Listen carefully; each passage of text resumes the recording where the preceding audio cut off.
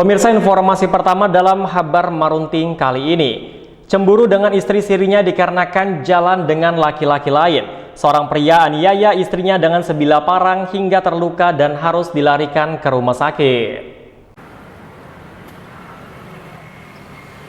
Satuan Reserse dan Kriminal Polres Kobar mengamankan seorang tersangka tindak pidana penganiayaan dengan tersangka berinisial A yang dilakukan terhadap istri sirinya.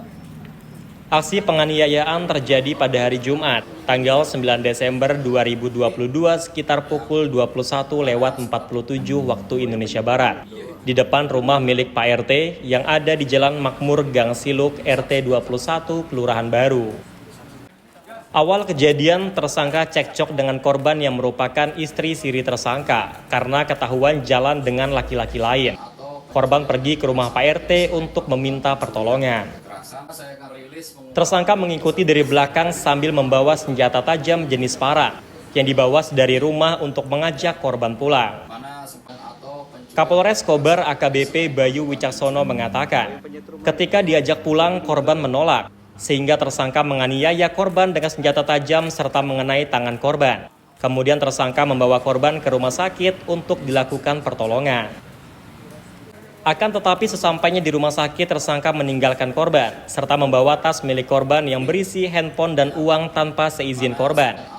Akibat kejadian tersebut, selain mengalami luka fisik, korban juga mengalami kerugian material sekitar Rp4.800.000. Yang bersangkutan pelaku ini melakukan tindak pidana penganiayaan terhadap korban. Tersangka ini ribut ya dengan korban yang merupakan istri siri daripada tersangka, karena ketahuan jalan dengan laki-laki lain di pinggir jalan Makmur. Kemudian setelah itu korban pergi dengan jalan kaki menuju rumah Pak RT yang tidak jauh dari lokasi yang tadi ribut tadi. Setelah itu istri sirinya ini minta tolong, korban ini minta tolong. Setelah sampai di depan rumah Pak RT, kemudian diketuklah pintu rumah Pak RT. Gak taunya tersangka ini mengikuti dari belakang sambil membawa sajam jenis parang yang dibawa tersangka dari rumah untuk mengajak korban pulang. Akan tetapi korban tidak mau.